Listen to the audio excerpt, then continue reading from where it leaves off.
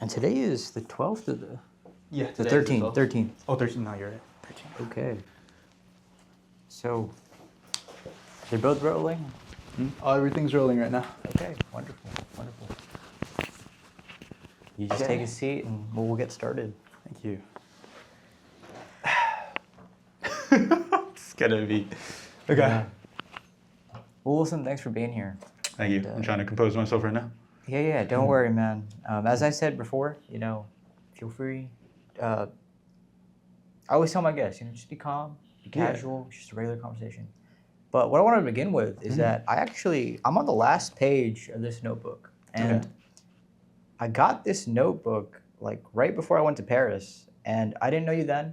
I didn't know a number of people in my life now then. But here we are in January, and I'm on the last page. Interesting how that happens. It's been a journey. Yeah. You've written. I see you whenever we're at work.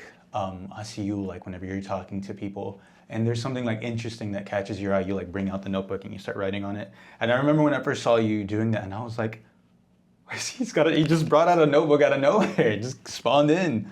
And then I was talking to Nat before I spoke to you about it, and she was like, "Did you notice that Omar takes out notebooks and he like writes on them?" I'm like, I didn't know that. She was like, "Yeah, that's super like interesting. Like, what's he writing in there?" And I'm like, I don't know. I should ask him. And so I asked you like what you thought, or no, what you wrote, and you told me it's what you like. Whenever there's something of note that happens or something that you just don't want to forget, you like write it down. And I've been of late thinking like maybe I should also do that, just because I'm a very forgetful person. I forget like everything. So I thought maybe I should do that too. But it's super freaking interesting that you've done that, and you've written so much in it. Like right now when you were flipping through the pages, I saw like everything that you've written on it. Do you go back on it often? Do you like check on like, do you mark the day and the year? I do, and there's so many things that I've cataloged in here, and it's funny what you said, like the whole forgetful thing. I like quoting people because I take pride in when somebody says something cool, or when I say something cool. Yeah. But if it's not from me, I can't take credit for it. Of course. But if you said it, I'm like, whoa, that was a great thing that he said. It's not mine. Let me quote him, and then I put it on the community board. So it's like it has its own little life. But yeah, it's like different quotes from people. It's different things that I've written. And then it's just notes from experiences. And every day I look back at it and then it goes somewhere. So I can't say just yet where, but different places. I've seen you on Instagram. I'll see you quote people all the time. And it's pretty interesting. I saw that you quoted our manager, Mr. Allen. What was it that he said? He said, when you don't ask, the answer is no automatically. And he was talking specifically from a sales perspective, but that can be applied to every single thing in life. Pretty much, yeah. If you never ask, the answer is automatically no. You heard the saying that goes like, every shot that you don't take is a miss. Like, I was thinking about that, and I love that because that exists, right, in the culture. It's such a like cliche, corny thing that every kid hears. But it's funny how the same concept, if it's told to you with different words, it can register differently. And so, for example, one of the things that is just really amusing to me is when Alan said that, it's like common sense, right? It's like every shot you don't take is a miss. But when he said it to me, the way he said it to me, it hit differently. That's the interesting thing. Yeah, like you said, it's very much like a young kind of culture kind of thing where people hear that and it's like, oh, maybe it's a little like, oh, of course you lose every shot, you don't miss. But the way he says it, and yeah, like you said, it's in a sales perspective, but the way he put it is, it's like, it's a lot more almost like a relatable kind of thing, right? Not everyone plays basketball, not everyone's like taking shots or hooping or whatever, right?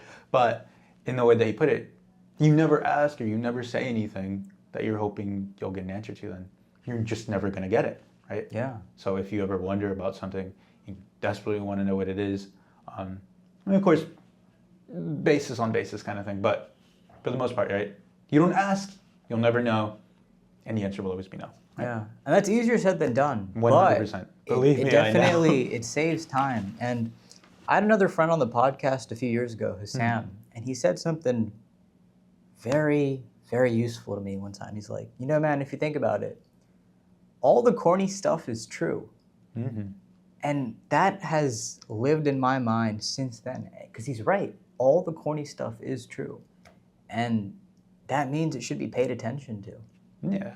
I mean, it's corny to us because we hear it all the time, but there's a reason why it's like heard all the time. There's a reason why people repeat what they say, right? Yeah. There's an advantage to that. Is there a corny thought or corny saying that you've heard that kind of sticks with you? You think about it frequently? Something that I think frequently. I mean, right off the bat, like you miss 100% of the shots that you don't take. That one's pretty much a pretty solid. I feel like everyone's heard that before, and it's super relatable. At the top of my head, not right now. Something that I live by.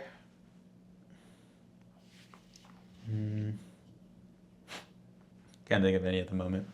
But yeah, you're good. You're good. Yeah, I'll think about it more. I feel like there's one or two in there, but yeah, off the top of my head, not right now. Yeah, but that's just something that I think about every time since he said it. All the corny stuff, man. If you think about it, all the corny stuff is true. It's like, you're right. If I'm ever looking for the right answer, look for the corny stuff. Mm-hmm. Yeah. Yeah. But how was your day today, man?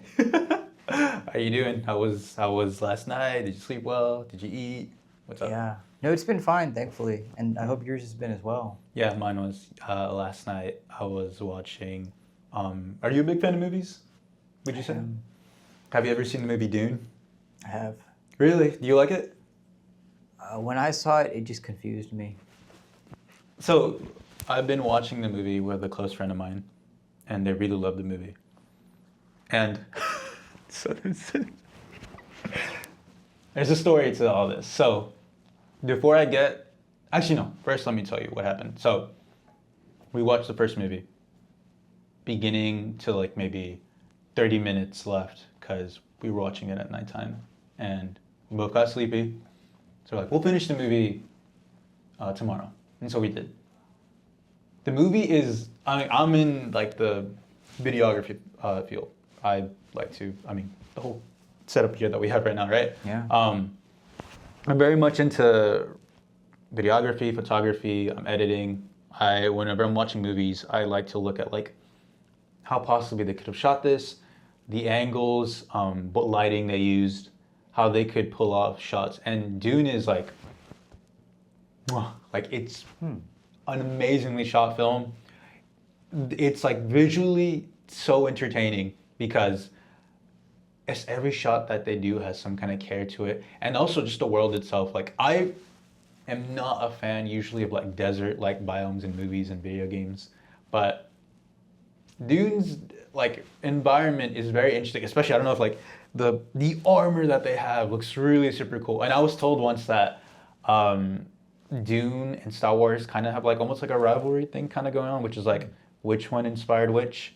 I don't know, but I definitely can see a lot of like the connections between the two movies, or like the inspiration.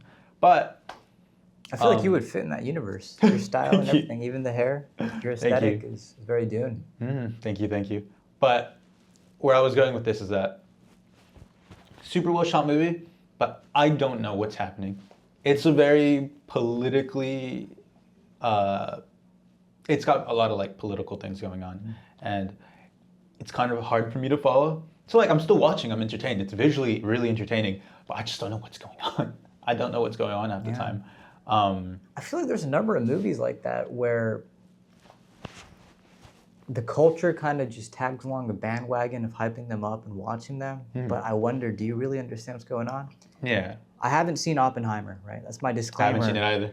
But that doesn't strike me as a film that the masses would just flock to and enjoy regularly. It seems like it's a movie with really serious themes. It has a lot of hype profound behind it. writing. Yeah, there's a lot of hype around it. And it's like, I can understand people getting hyped about a movie like Barbie a couple years ago. Yeah. But Oppenheimer, just really, like so many people are hyped up about it. Like I didn't even know what Oppenheimer was until I heard about the movie, and then I looked into it, and I was like, oh wow, sounds kind of dark. But yeah, like I really like the Odyssey, right? The Iliad, I love that stuff, and there's a movie coming on about it in a few months from now. But I really wonder, before all these trailers dropped, before people were thinking about Christopher Nolan making it, did anybody really, in our culture today, were people really paying attention to it? Were people really knowing about all the characters and the backstories? it's hard for me to believe that. I feel like people just kind of jump on the hype, which that's fine, but it just makes me think, like, I think people are just jumping on the hype. It can be a lot like that, because like there's a lot of things that don't get big until they get translated into another medium, and then they like blow up. Right? It's just that. So an example, I love Monster Hunter, right? It's a video game that I love and I play all the time. Monster Hunter was very kind of a very niche video game that wasn't really talked about too much, right? But then they changed the format of the way the game plays, right? Instead of making it this one, like you go on a mission, you fight a monster, you come back.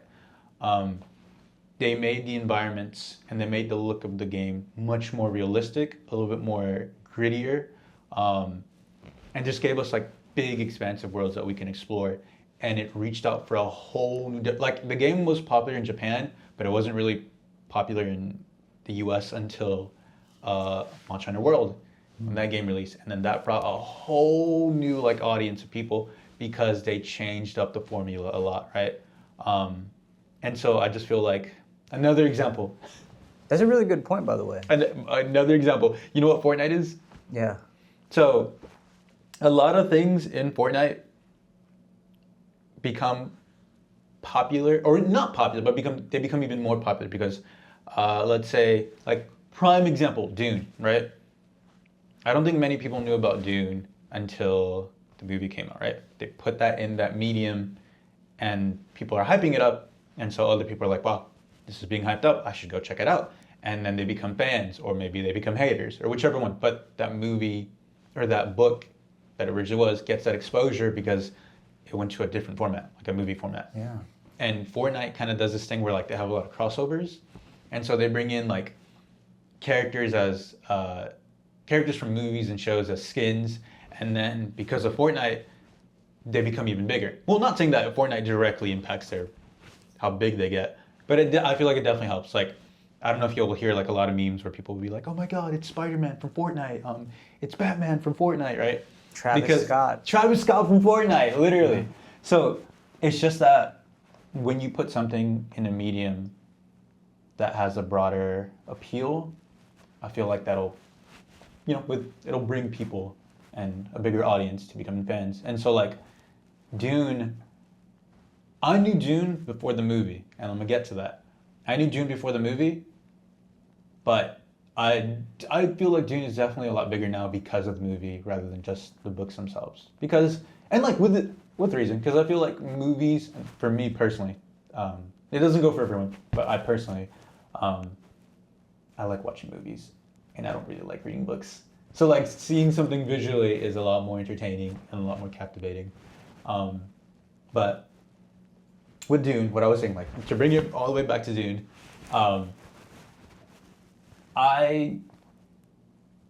here in this campus, we're at Lone Star campus right now. In this campus, I had a science fiction literature class that I had to take for one of my English classes. And I don't remember the name of my teacher. I don't know if he's still here. But one of the books that we had to read was Dune. And when I joined this class, when I was a kid, I really liked reading. But as I grew older, I stopped reading. I got bored of reading. So when I joined this class, I was like, my favorite books have always been science fiction, so maybe this class will reopen that science fiction reading, my interest in books, right? Hopefully it'll do that. And so we read a book. I don't remember what the first book was. I don't think it's The Martian, but I always want to say The Martian. But I don't think it's The Martian. But it's like a collection of stories that happen in space. And I did read that from beginning to end because the stories are really bite-sized. There's one story about this girl who is stowaway on a ship in space. But I don't want to give away the ending of the book.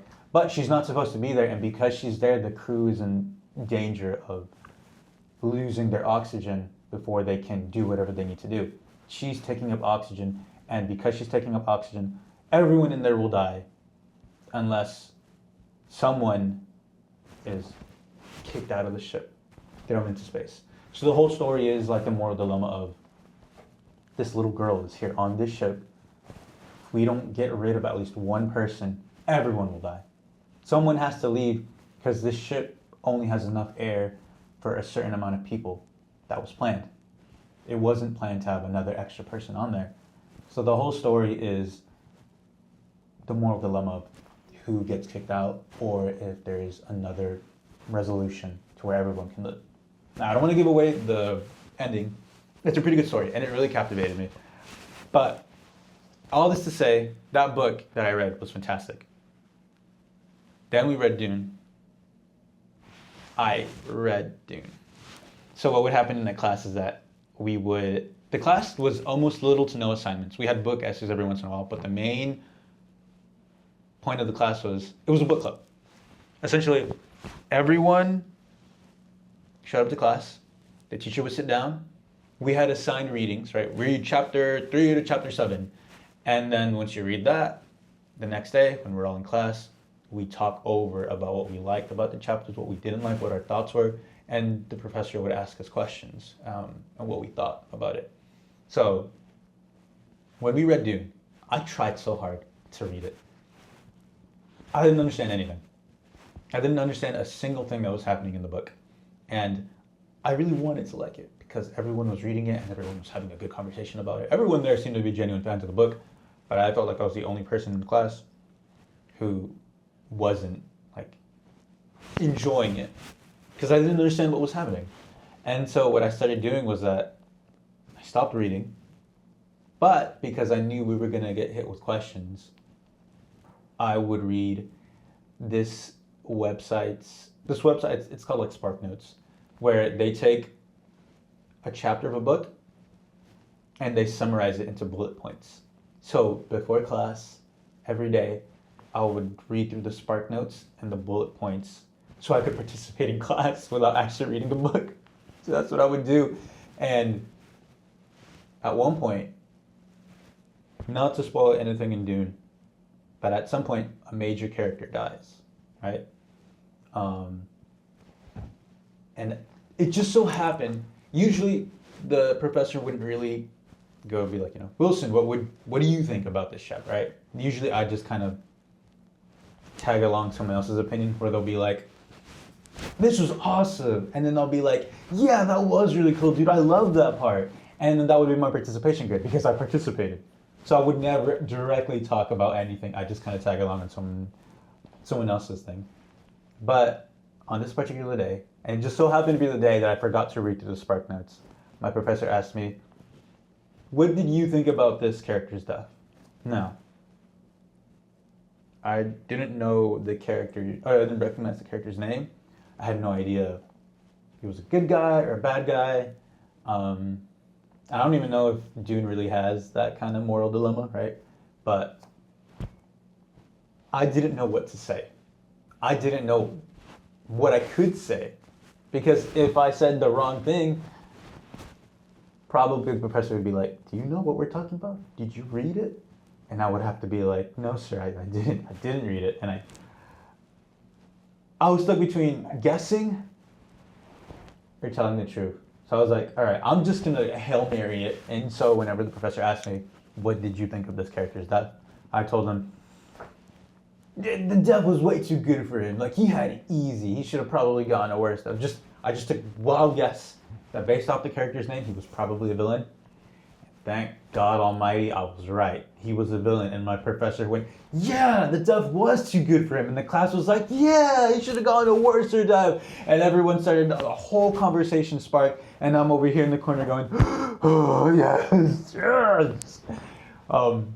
But all this to say that I was supposed to read Dune. I didn't read Dune. I watched the first movie. I didn't know what was happening. I watched the second movie. I kind of figured the second movie was a lot more easier to go through. Mostly because Paul was just going through his training arc. But all this to say, I don't know what Dune's about, other than Ice Spice. So, Ice Spice. It's just spices. I know it's about they're fighting over spices. Whoever controls the spices is the most powerful I didn't know empire. that, actually. And so I just like to make a joke to my friend that they're fighting over Ice Spice. It's funny you say that. They don't think it's funny. You know, when I was in 11th grade, we also had this similar thing where we'd have to read this book, and for every book, I don't know, I wonder, somebody's going to kick us out or not? Check the subject. I can get this up. Yes, too. Okay. I think this guy might be in.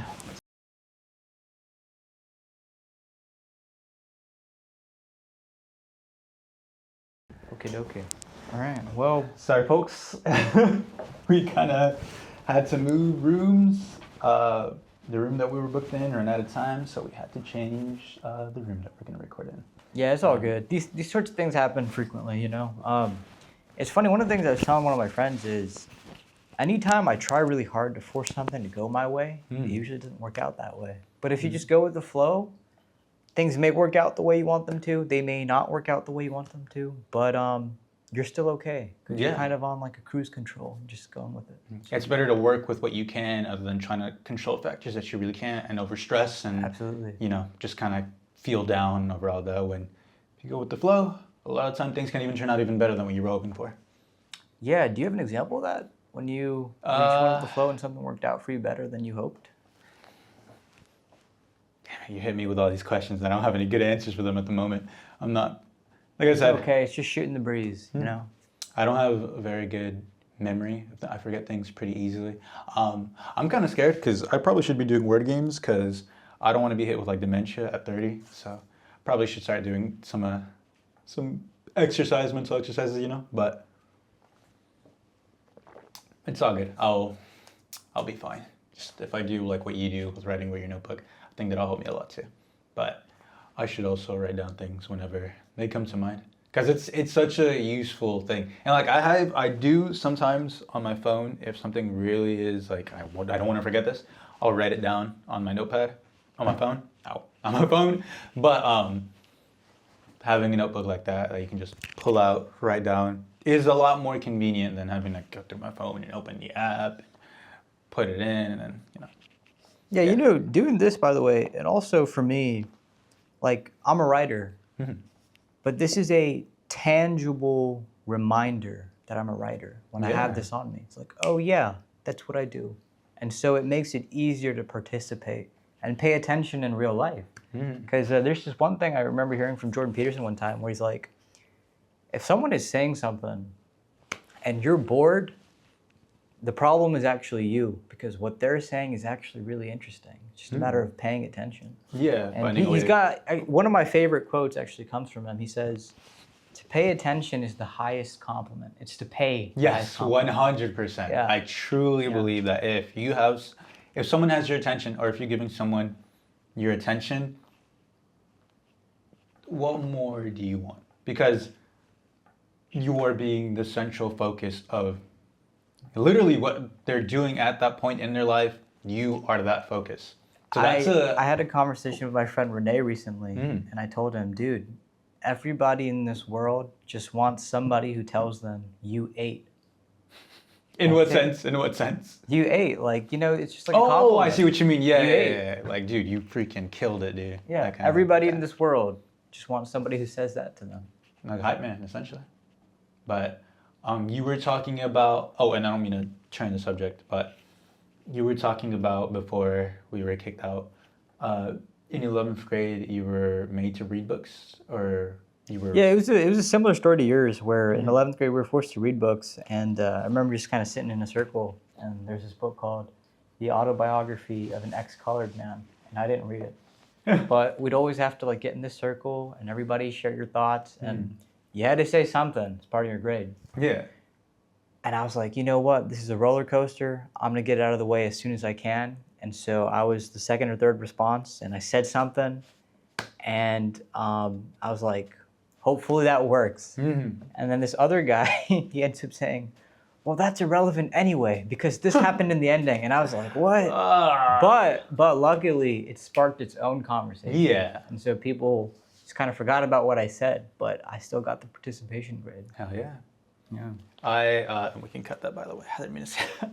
But yeah, you're good. You know, that's the beauty of being able to do this. You can just kind of cut and edit.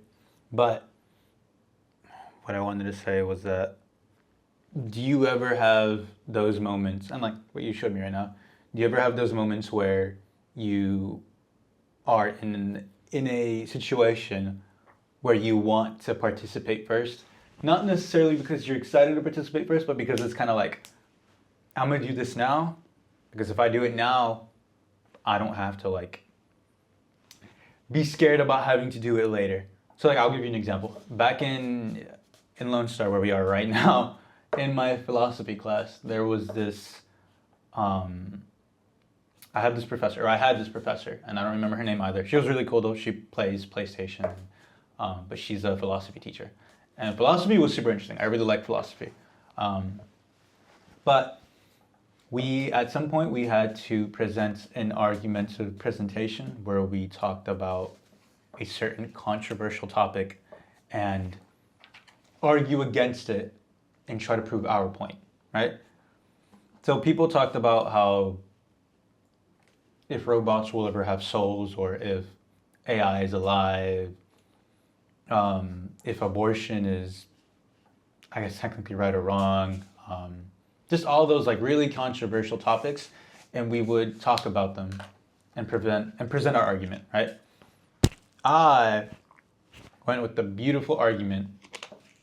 I stood for I stood for this side. I'm sorry. I stood for the side of video games do not cause violence, right? Because there's always this big thing where parents and adults usually don't like their kids playing video games, or specifically violent video games, because they think, oh, they want to, they play GTA and they run over someone with their car. Who's to say my son isn't going to be doing that 5 years down the line? I always tell people the market growing up is not running over civilians in GTA 5. That's the sign that you've grown up a little. Mm-hmm. But on this specific presentation, I argued, against video games causing violence.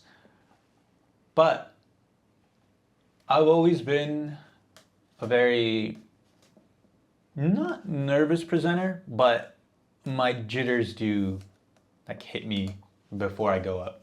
I go up there and I might trip over on a few words, but then I quickly like catch the flow, and I'm rolling and I'm spitting, and so on this day, the professor told us that participation order is completely voluntary. So if you want to go first, you can volunteer to go first. And if the sooner you go, the less strict she'll be on you with your presentation.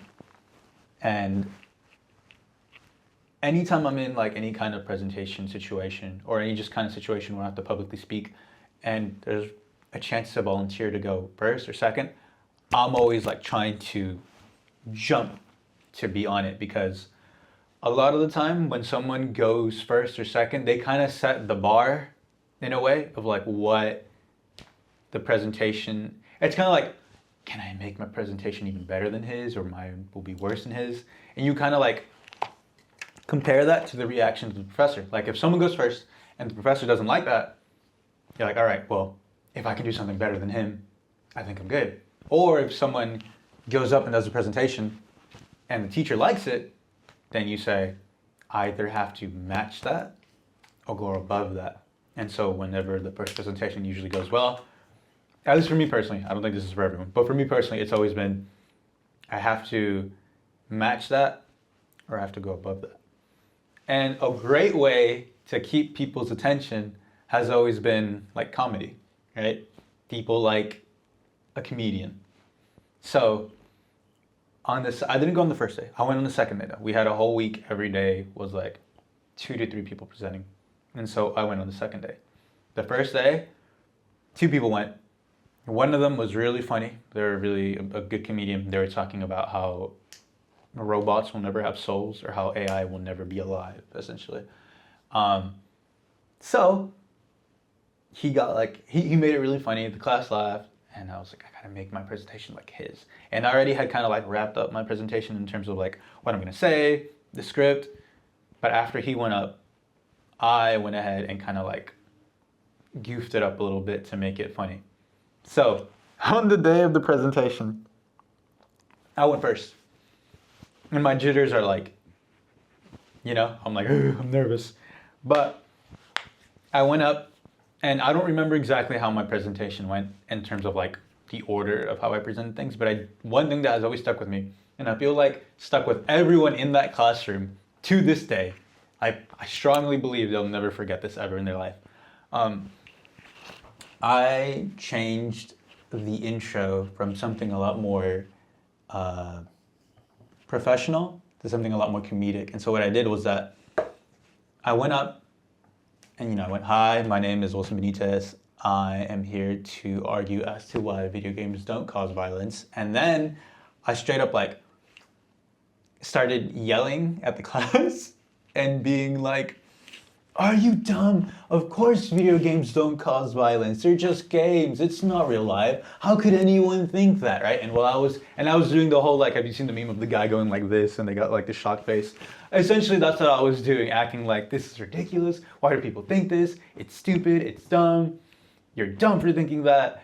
And while I was doing that, I had the projector button in my hand and I started pressing the button as I spoke. And on the back, on the freaking smartboard, whatever the heck, it started cycling through newspapers and articles talking about how a kid shot up a school or a kid killed his friend because he was trying to simulate something in a video game.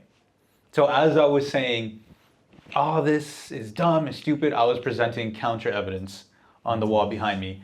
And then I had like this moment where I like slowly turned around to look at the camera, and then I went, "Oh, right.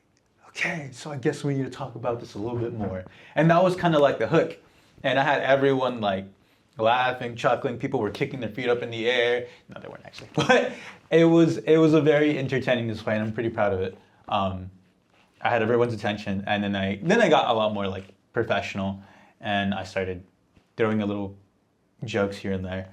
But overall, that like intro not only helped me grab the attention of people, but it also helped me calm my nerves, because I kind of just released all this energy when I was speaking, and by the time that I finished doing that, my body felt like, I let out all this tension, I let out all this emotion. Now there's nothing left in me but calm. And then I could continue on with the presentation and throw a few jokes here and there. And from then on, I did pretty well. And then we had this discussion board where people would talk about, like, you had to go in and give up what your thoughts on people's presentations were. And for the most part, everyone loved my presentation. Everyone said I was really funny. I was very entertaining. I had two people tell me that the information that I presented was outdated. So you can't catch me for that anymore. But it's good. I got like an 89 on it. My teacher just thought I was a little, the intro was grabbing, but she just thought that I needed to be a little bit more professional in how I presented it. But overall, she did enjoy my presentation. But all this to say, have you ever been in a situation where you wanted to go first or second or just pretty soon in order to just get something over with and like calm your nerves? Have you ever been in that kind of situation, you think? I think plenty of times. There's actually, speaking of video games, one of my favorite scenes in a video game is from God of War. And Kratos, who's the main character, he has his son, Atreus, this little kid. And throughout the whole game, Kratos, if it's not his business, he doesn't care. He doesn't want to go in that direction if it means nothing to him. But there's this one like side mission where they go into a cave and Atreus sees a soul eater and he freaks out and he's like, "Oh man, that's a soul eater. If that thing kills you, that's it. There's no Valhalla, there's no hell. You're done." And he was afraid. And so Kratos hears that and he's like, "Okay, we're gonna go fight that thing. We'll follow it." Kratos is like, or Atreus is like, "Why? Why would we want to do that?" And he's like, "Because you are afraid."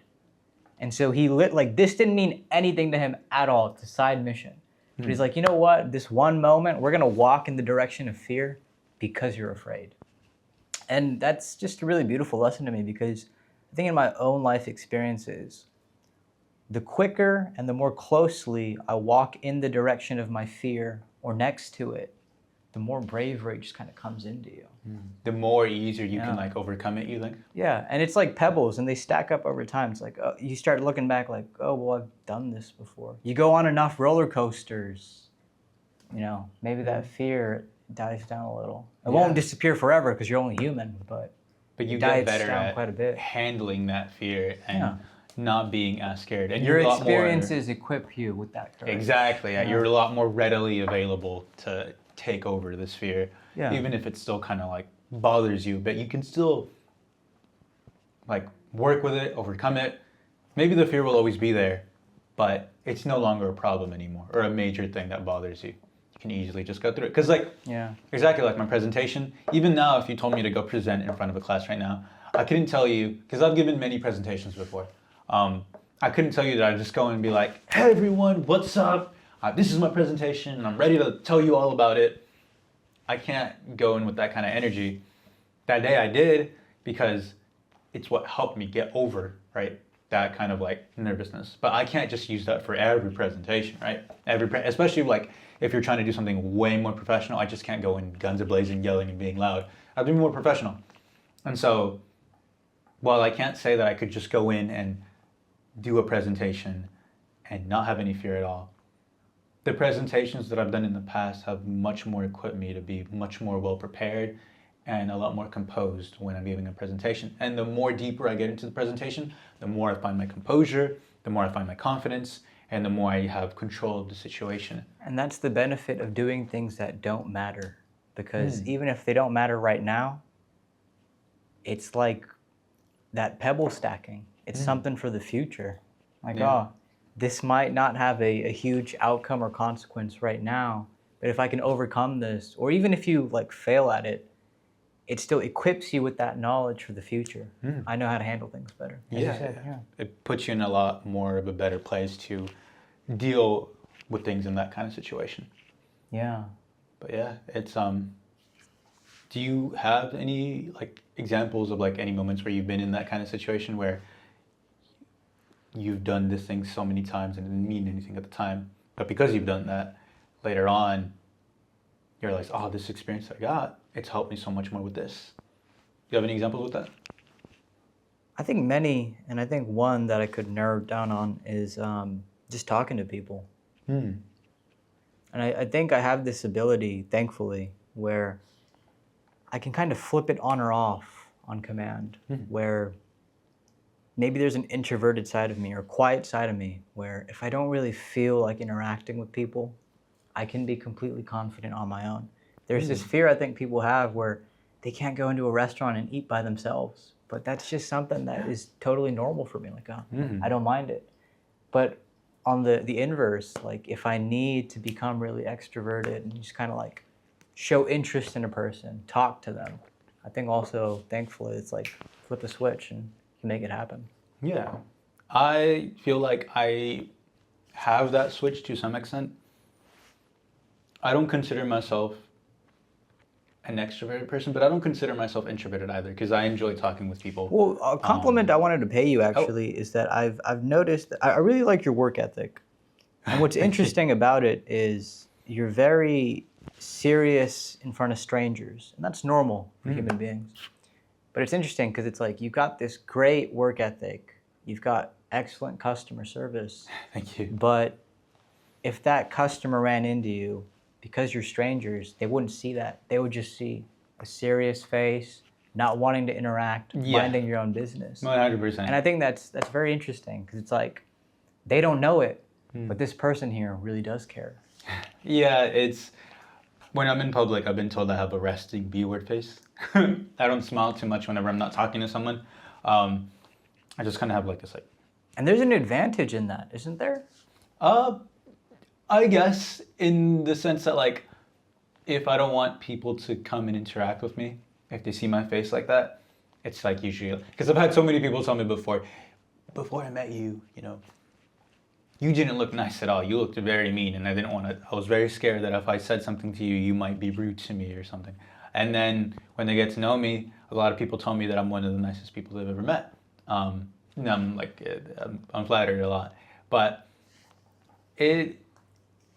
In a way, maybe it does help. I don't know if there's ever been a case where like everyone like saw me from behind and was like, I'm gonna steal this guy's wallet, and then they see my face and they're like, never mind, this guy's gonna beat me up. So, in that case, maybe. Did you have any like ideas on what it could be advantageous in? Yeah, because one of my friends and I were talking about it recently, and I was telling him I'd written a poem, and one of the lines in the poem is something like, there's some smiles where it feels like they're crucifying your cheeks, where they're so forced. And you're just like, it's so stiff. Yeah, it's not a genuine. It's like, well, it's trying to be genuine, but because it's forced, it stops it from being genuine. And so I think that it's really beautiful when a person has the confidence to be serious. And that's something I try to do actually sometimes when we're working. It's like, I try to channel that serious face, because at least this way you get a more serious me. And so when that smile does come, hopefully it's a lot more real and not afraid of like, I see what you mean. Of suspicion or something like that. It's kind of like when you talk to someone and they're serious, you know, they're in a more professional kind of state. But when they start smiling more and they start giving in more, it's like, okay, they're smiling more.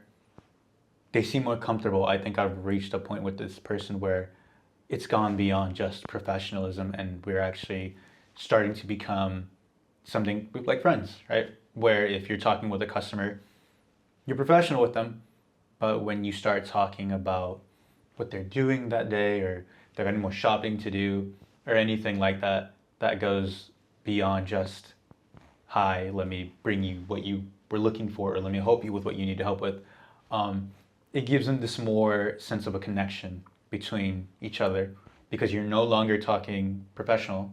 You're just talking There's casually. an unspoken genuineness about it. And I think sometimes the best friendships are the ones that don't mind giving each other a serious face. Yeah.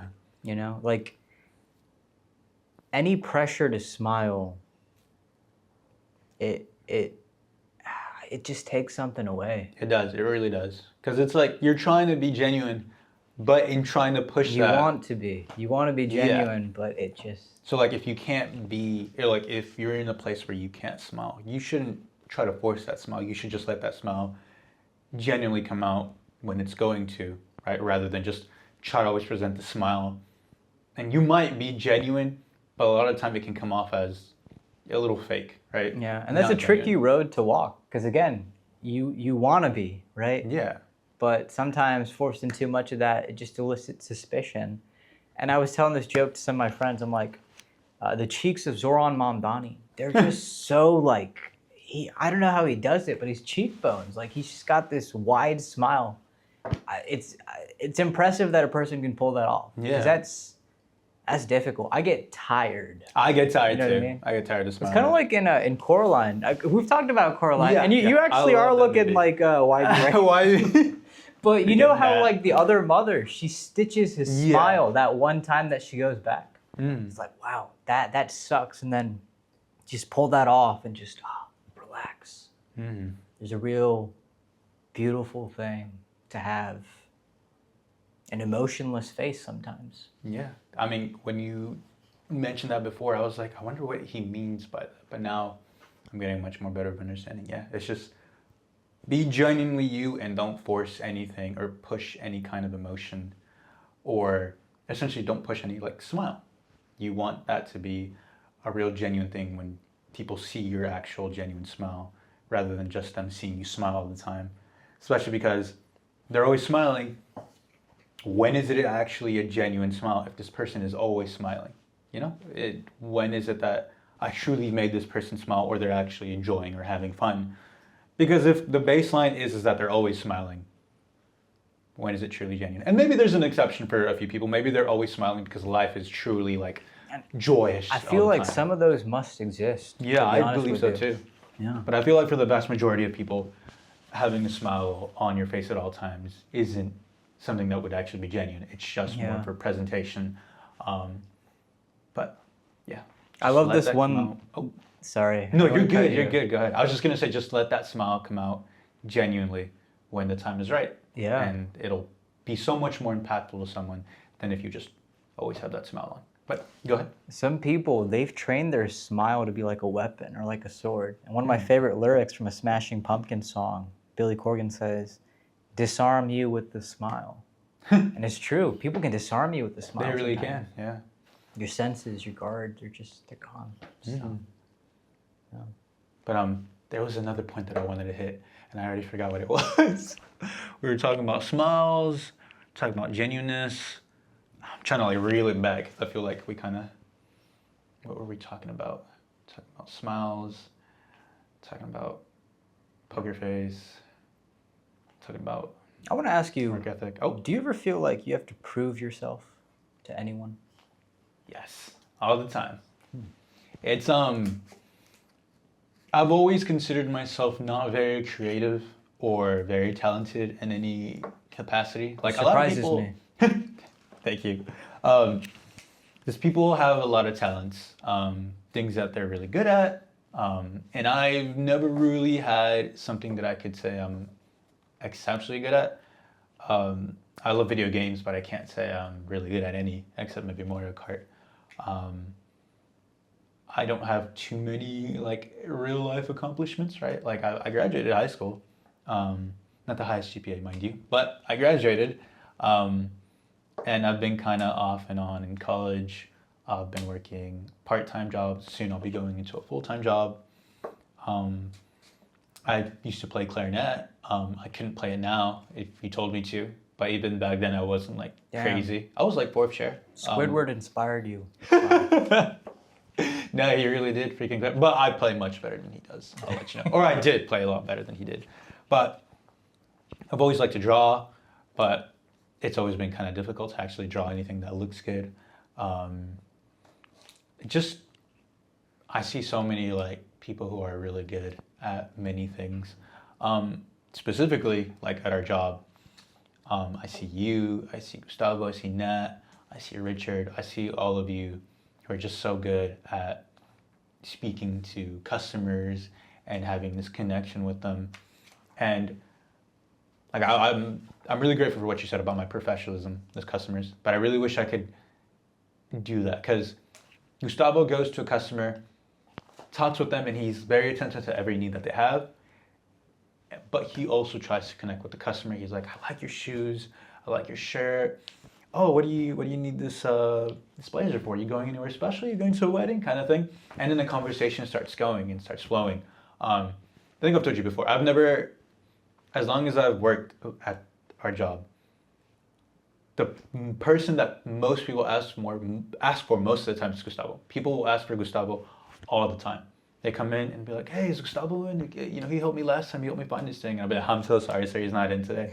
He's the number one most asked for person.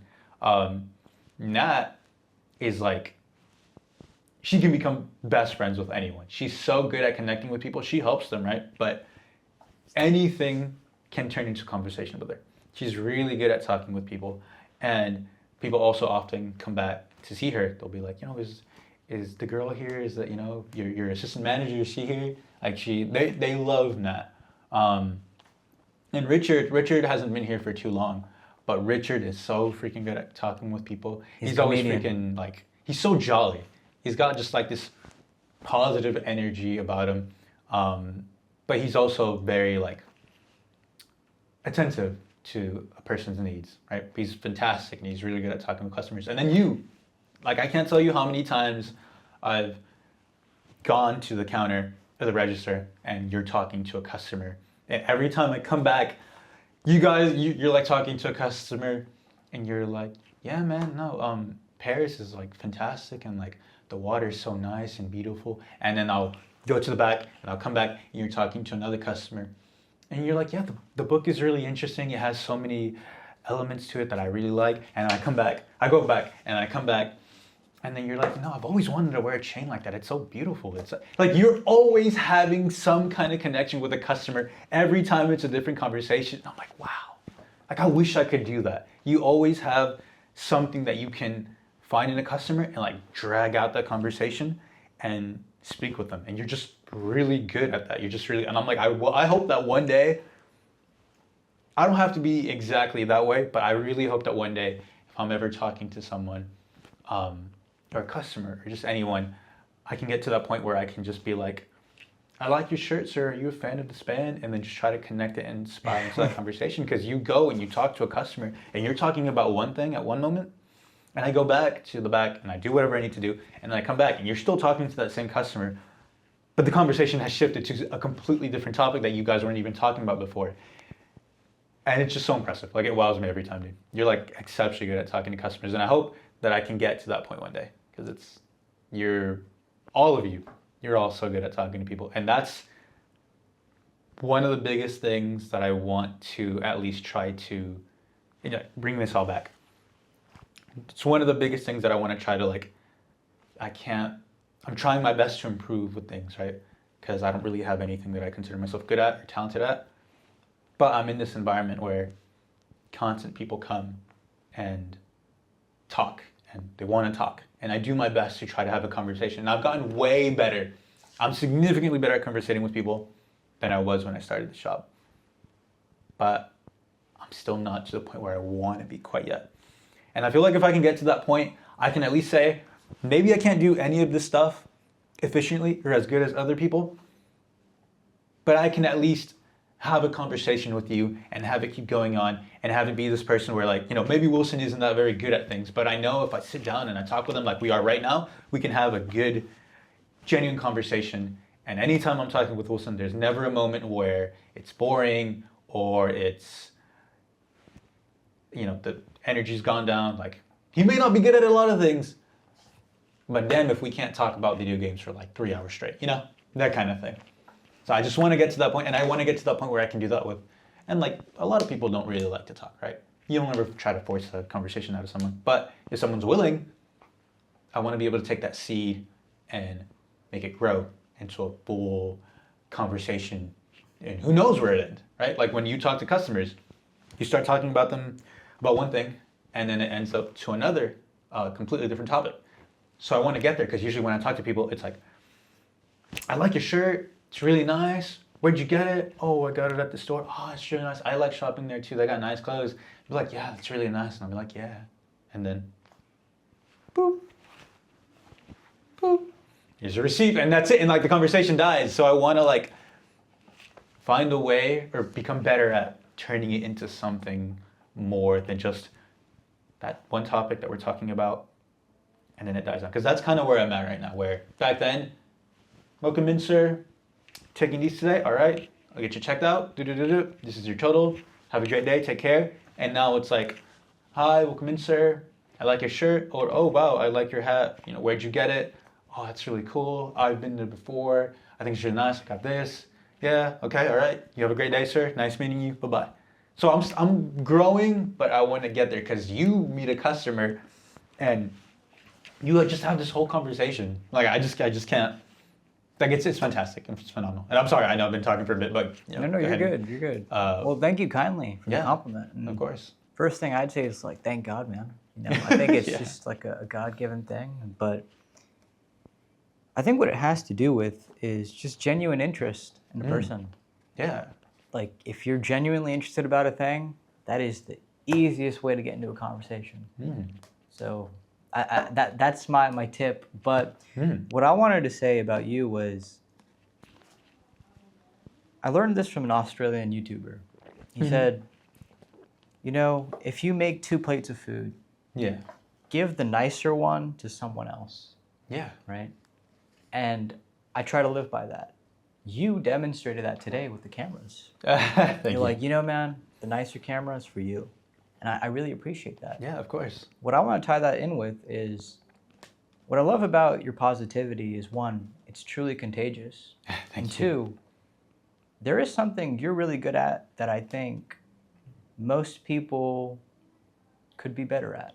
And that is your ability to celebrate someone else. Where does that come from? How are you able to celebrate someone so selflessly? Because that is truly a beautiful thing. Thank you. It's come from this, like I've told you before, and I don't want to delve into it too much, but there was a time where I was a really selfish person, and I've moved away from that, right? I've wanted to stop being so self-centered and so self-serving. And it was like I told you, it has a lot with the fact that I converted to Christianity and I've gotten closer to God. But there's just something so fantastic about having a friend and seeing them come out of a problem. Because at a certain point you start, or at least for me personally, whenever I make friends with someone, the more we talk and the more we hang, the more they connect and the more they become like family.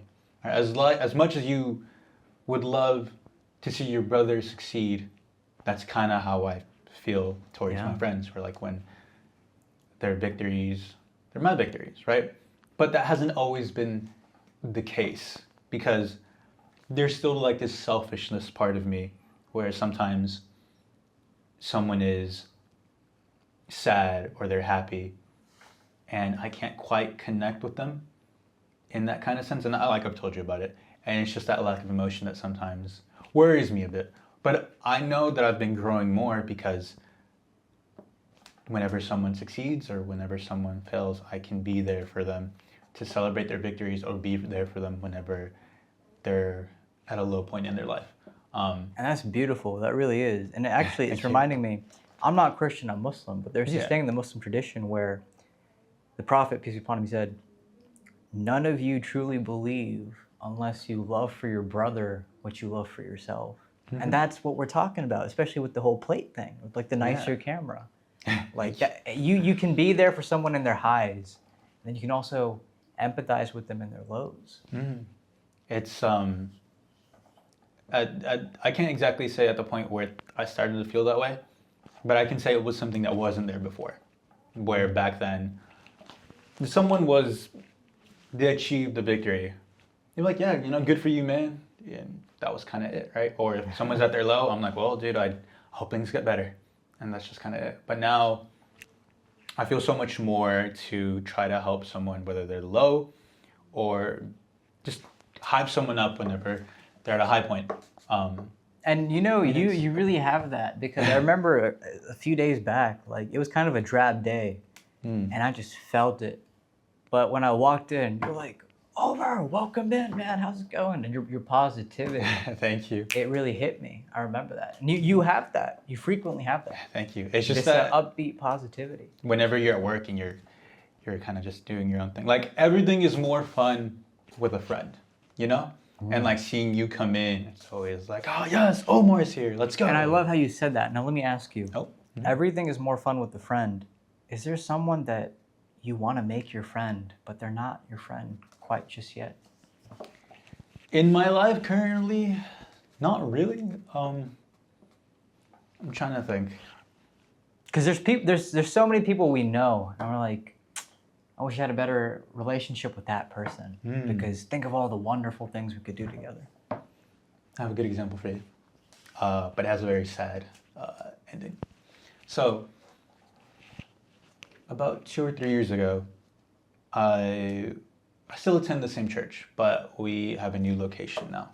But back then, there was this young man about my age who attended my church, and they had a disability where they couldn't really speak very well.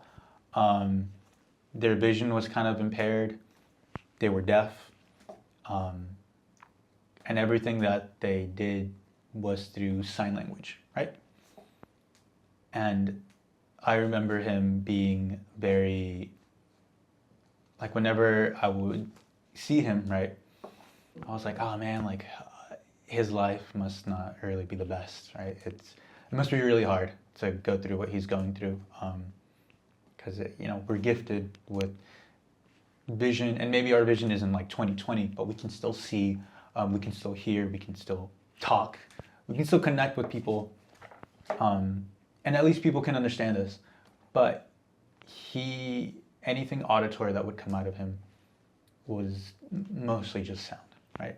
He couldn't really speak, he couldn't really hear very well, he couldn't really see very well.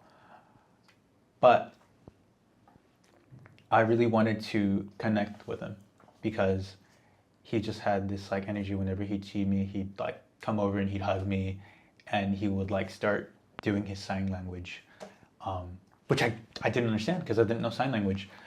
but I really wanted to connect with him. I really wanted to form a friendship between us. His older brother knew sign language, and it was essentially his only friend, to my knowledge, because most people don't really know sign language or know it efficiently to be able to communicate with someone.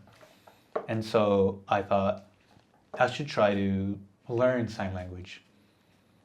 But I'm not really good at learning things. I'm really bad at it. And I tried, but things didn't really stick with me, right? But I tried. And so whenever I would speak to him, I would try my best to like look things up. And I'm sorry. Try to look things up on my phone and then try to, do the sign language right there on the spot. I would look it up first, and that's how I would communicate with him. And it was started to become a lot more of a, not closer bond quite yet, but I think he saw the effort that I was trying to put in. And so anytime he would come up to me, I'd be like, and I'd try to like type in what I want to say and find like the language or the hand signs to try to speak with him. But unfortunately, one day, his older brother, who was his closest friend, unfortunately passed away in an accident. And he was essentially left without anyone that could really speak with him. And so that's when I really tried to get closer to him. But I guess, as it would, the death of someone in the family is always pretty hard. And so the family stopped attending church as often, so he stopped attending as often. And so I didn't really get a chance to really connect with him. And then eventually, maybe about a few months after his older brother passed away, he passed away too due to complications of the disabilities and problems that he had. And it really sucks because I shouldn't say it like that. It was really devastating, right? But I really wanted to connect with the guy, but time didn't allow, and it was just things that were completely out of our control. And it's really sad. I can't tell, or I don't know if he really had many people to connect with in his life. And I was really hoping that I could connect with him, but it was really hard to try to like learn. And then after his brother passed away, I didn't really get to see him. And then I heard of his passing as well. So it's really sad. That happened a few years ago.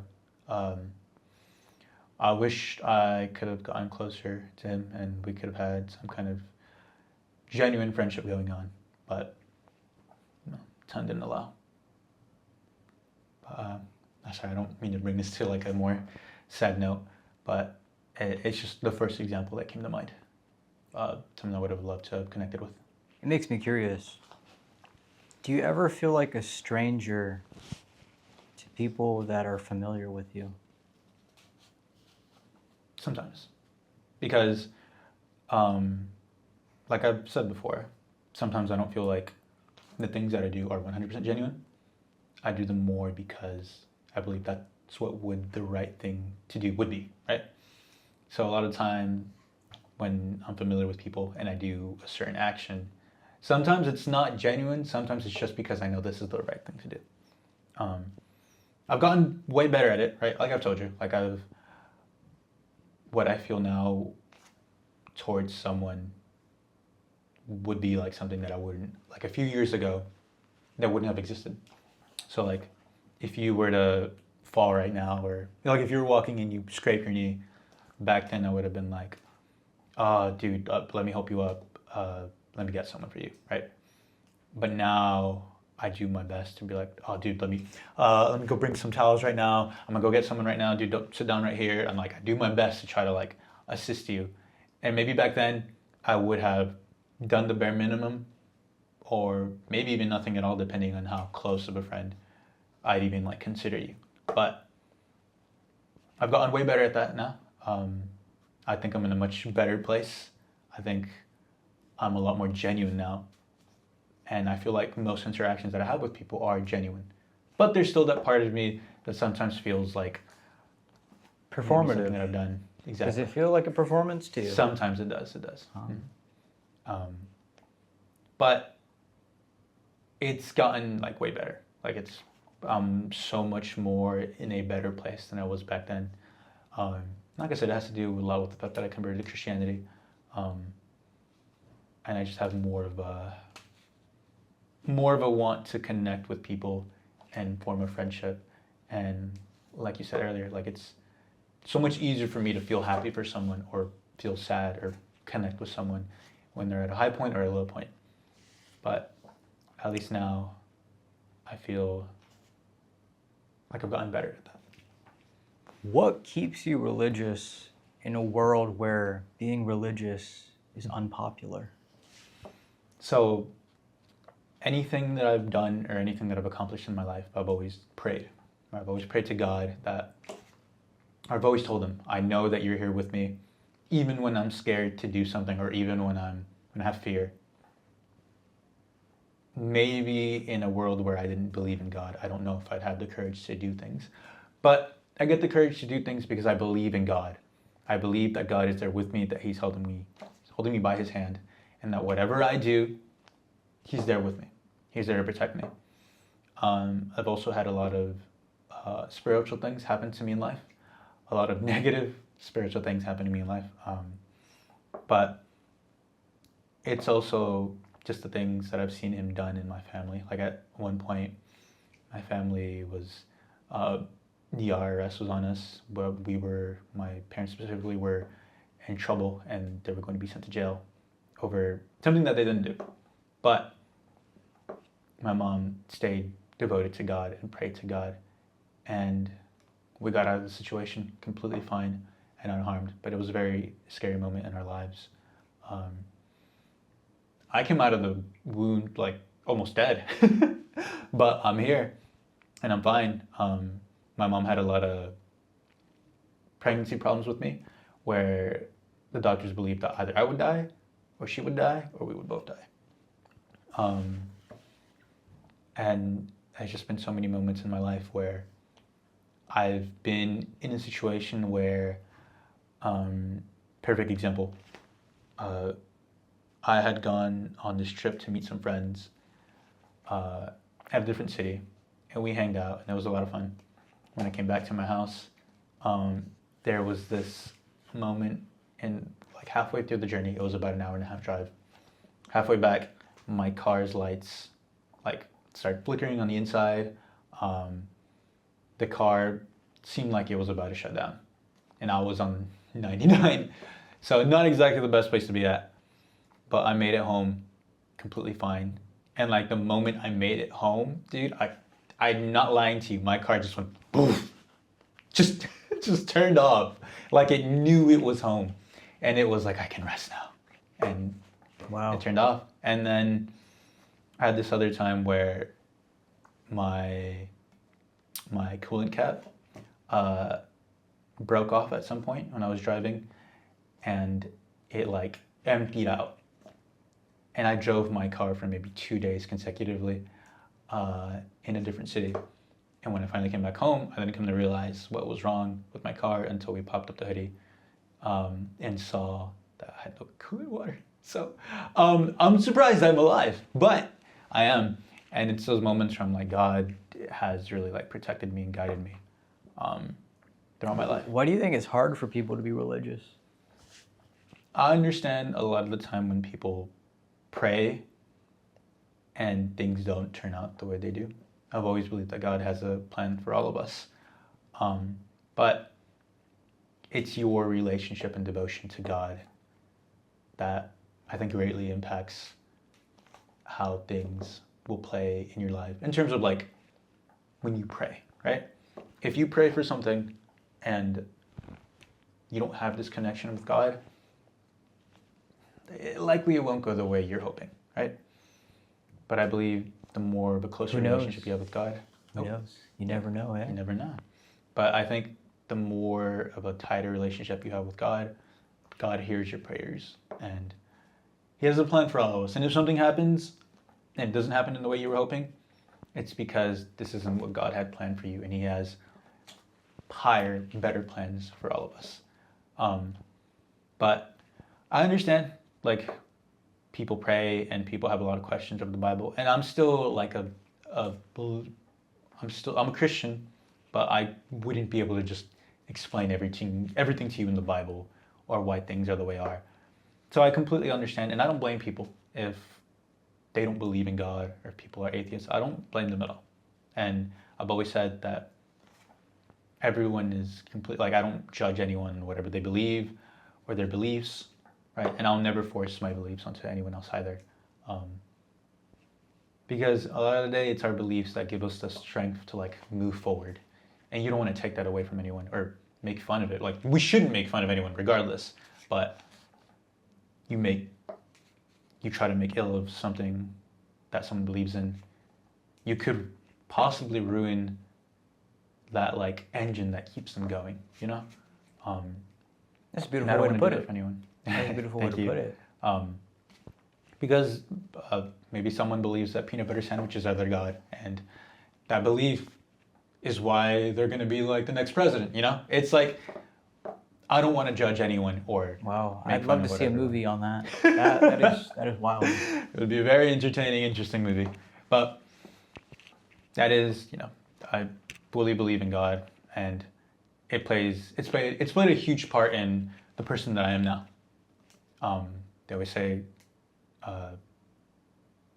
do unto others what you would want others to do to you, the golden rule. And so I try to live by that as well. Beautiful. Yeah, thank you. Beautiful.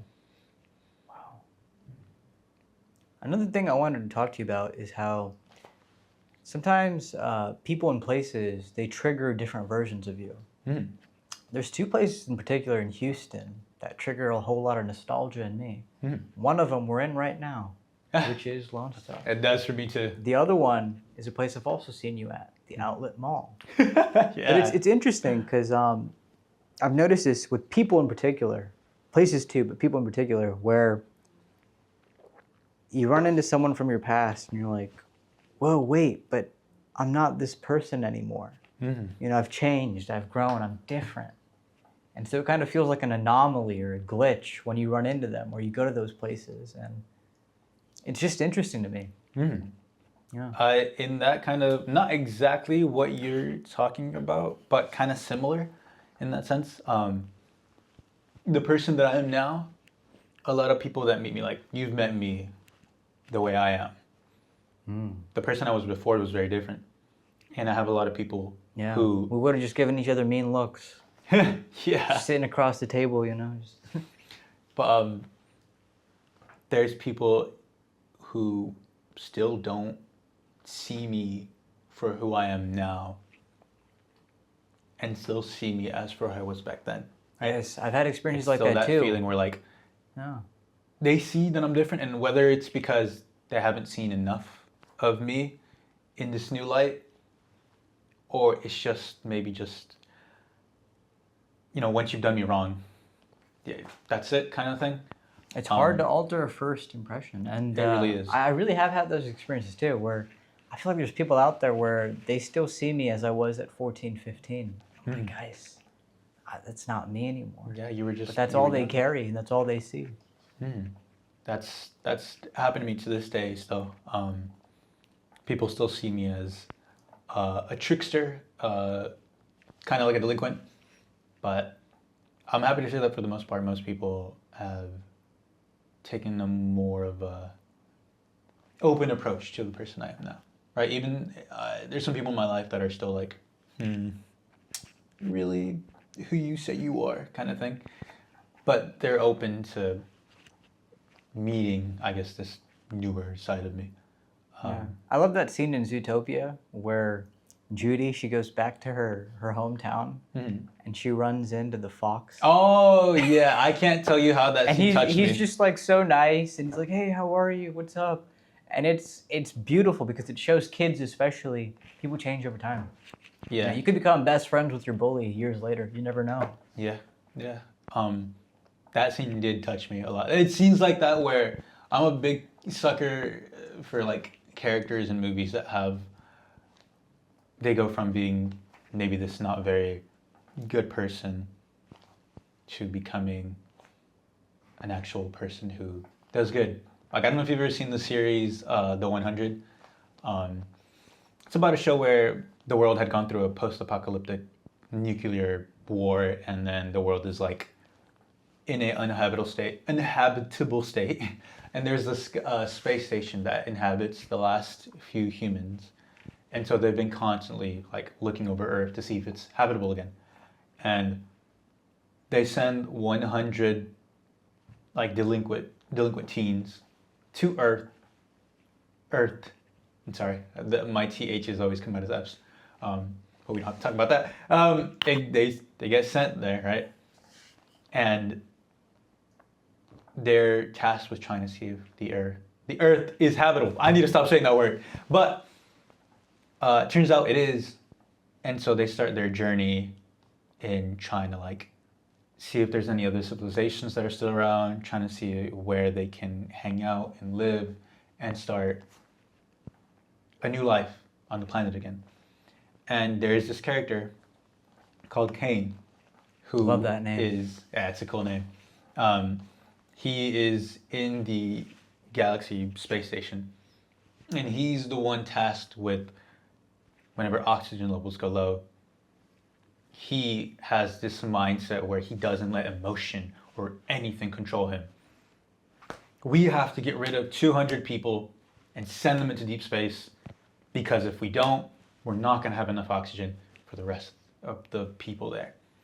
And so he's the guy who doesn't have any emotion, really. He's very cold.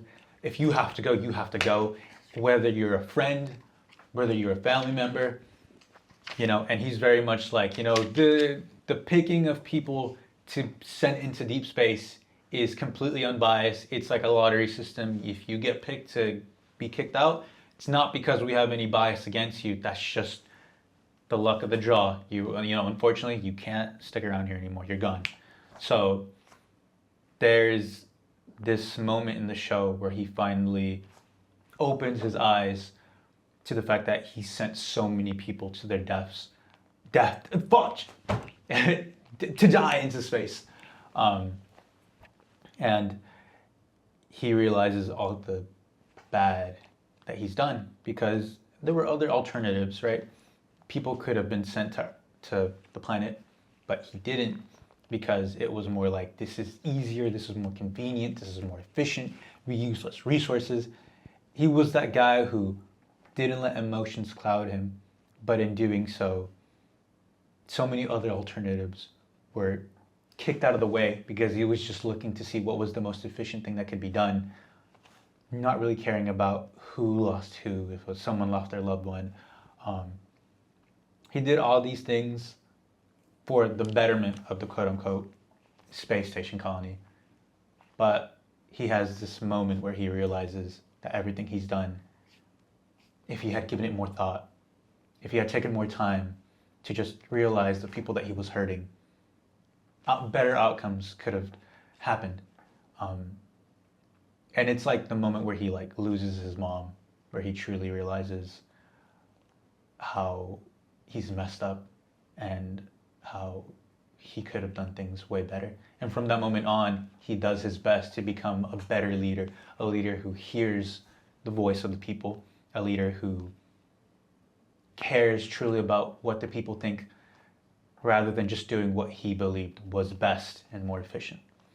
And he's my favorite character in the show because of that. Because he had this character arc where he goes from almost this tyrannical, I do this because this is what must be done, to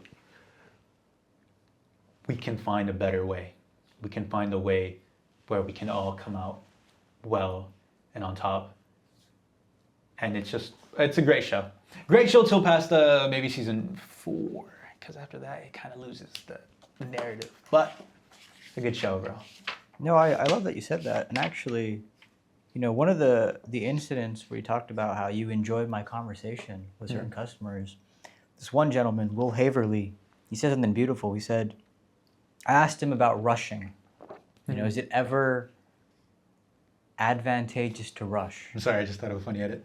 Yeah, and he says, Go ahead. What's the worst thing that can happen?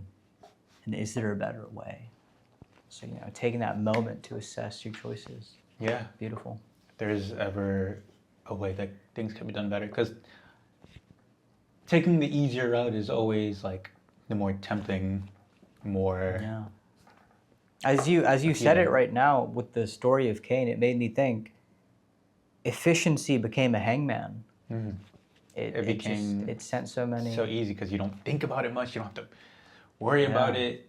You just do it, and then you don't have to worry about anything else because it's an annihilator of possibilities. Exactly. It takes away what could happen and always sets this one possibility as the certain outcome. As in, like, there is no other alternative, and because we don't think of any other alternative, the one outcome that happens every time will be the outcome that happens every time. It will never change because you're not open to it, because you're not willing to let that possible different outcome happen. It's making me think of this podcast episode. They're almost all of them have been virtual, and this one was different. So yeah, I was like, if we're gonna do this, I want to do something cool. So I hope that hopefully that camera didn't die. Maybe it's dead. Maybe we're out of storage. These two are still running, so we're good on that end.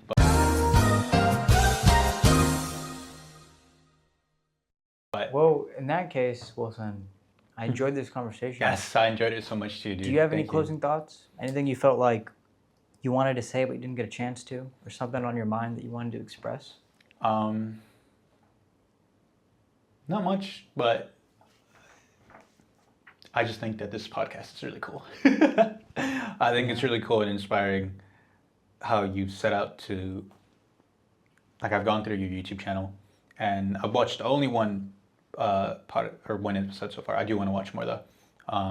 But I go through it and I'm like, wow, look at all the people that he's spoken to, just all the connections that you've made with people. And you told me at some point that some people that you've spoken to and have interviewed before, you don't speak to anymore. But still, you keep pushing onward and you get all these new guests on the show and you connect with them. And maybe some connections don't last, but I think it was you who told me that some people move away, but that allows new people to come in and find an maybe even stronger connection than what you had with the people that you had even met before. And those are the people that are going, because people will come and go, always. That 30 Seconds to Myrrh song, people they come and people they go. Exactly. Love that one. There are some people that will stay and will linger and will give that good impact on your life, give you new perspective, show you something that you might have not thought about before in a different kind of light, and honestly just being someone that you can friend with and even, like, I don't know, film podcasts with. So yeah, I mean, I didn't know you this time last year, and you're only episode 180, but I think about it where it's been 3 years now that I've been doing this, and that's impressive. I've reached a point where I can actually look back and be like, wow, I don't talk to that person anymore. I don't see them anymore. But while we were friends, while we did cross paths in life at that time, we captured something of it. Yeah. So it's kind of like this time machine in a way where you get to look back and go, oh yeah, remember that guy, or remember that girl, and just move on. Mm-hmm. Yeah. There's just something beautiful about, like, sorry. We never know what's going to happen. And I hope that between you and me, we are friends until the earth. Fudging! I need to stop saying that word. Until the planet blows up or something, right? Like, I hope that we're friends forever. But you never know, right? You never know what will happen. But at the very least, we have this moment right now where we're chilling, we're having fun, we're seeing new perspectives, and we're just enjoying each other's presence. Yeah. And a few years from now, we can look back and be like, wow, that was fun. God willing. And I want to say, I think you might be the only guest I've had so far that I can think of where your personality translated very authentically on video. It's like I saw all the highs, I saw the quietness and the lows.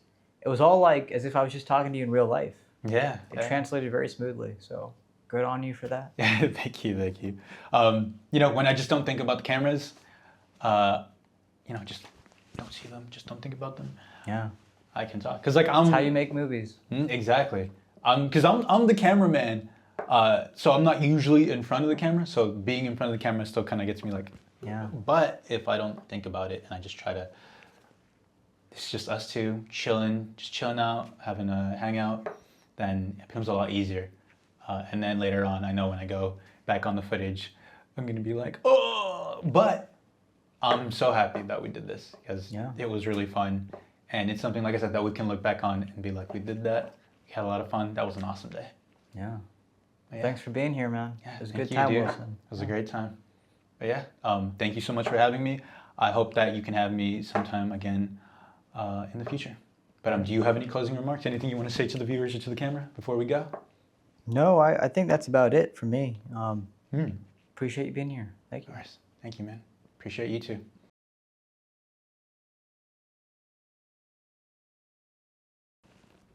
Oh God, tell me you didn't die on me.